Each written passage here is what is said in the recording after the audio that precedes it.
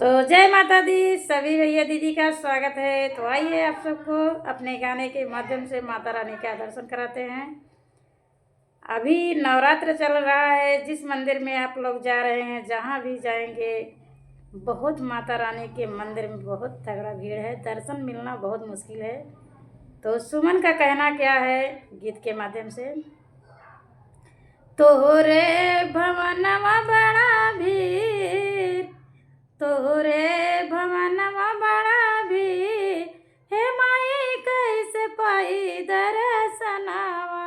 तोरे भवना बड़ा भीड़, हे माई कैसे पाई दर्शनवा। कौनो जतन दा बताई, हे माई कैसे पाई दर्शनवा। कैसे पाई दर्शनवा, हाँ कैसे पाई दर्शनवा। तोरे भवना बड़े भी, हे माई कैसे पाई दर्शनवा। तोहरे मंदिरिया माई 16 पंडित, तोहरे मंदिरिया माई 16 पंडित, पूजा कराई बारी बारी, हे माई कैसे पाई दर्शनवा।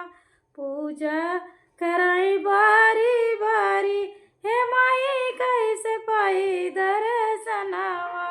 तोहरे भवना बड़े भी, हे माई कैसे पाई दर्शनवा।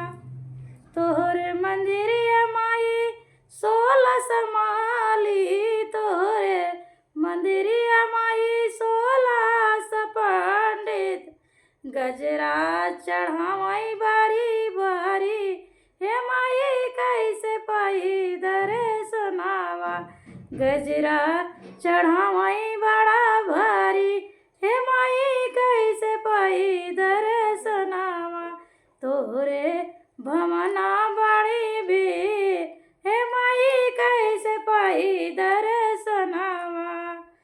कैसे पाई माई हो, कैसे पाई हो, कौनो जतन दा बताई, हे माई कैसे पाई दर्शनवा। तोहरे भवना बड़ी भीड़, हे माई कैसे पाई दर्शनवा।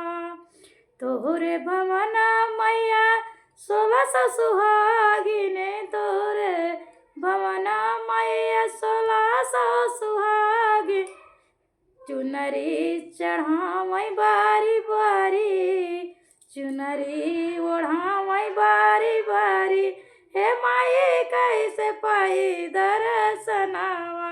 कौनो जतन दा बताई, हे माई कैसे पाई दर्शनवा। तोहरे भवनवा माई, तोहरे भवनवा भिड़िया लगी बड़ी भारी, हे माई कैसे पाई दर्शनवा। तोरे भवना बड़ी भी, हे माई कैसे पाई दर्शनवा। तोहरे भवना मैया बनवा भोग हो, तोहरे भवन मैया चढ़ी बकरहिया, चढ़ी बकरहिया माई बनावा सोहरिया। भोगवा लगवाई भक्त भारी हो, भोगवा लगवाई बारी बारी, हे माई कैसे पाई दर्शनवा। भोगवा चढ़ावई बारी बारी, हे माई कैसे पाई दर्शनवा। भिरिया लगी बड़ी भारी, हे माई कैसे पाई दर्शनवा।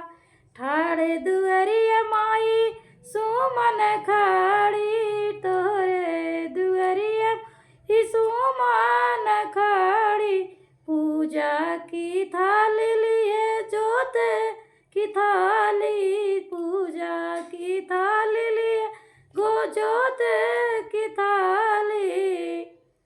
एक पल में दर्शन द्या भारी, हे माई तोर करी मैं बिनतिया। एक पल में दर्शन द्या भारी, हे माई हम करी तोर बिनतिया। पूजा करई भारी भारी, हे माई सब आरती उतारई। तोरे भवना बड़ी भीड़, हे माई कैसे पाई दर्शनवा। तो जय हो अम्बे मैया की, जय हो दुर्गे मैया की। तो श्रद्धा भक्ति जिसके मन में रहेगा तो माता रानी जरूर दर्शन देती हैं। जय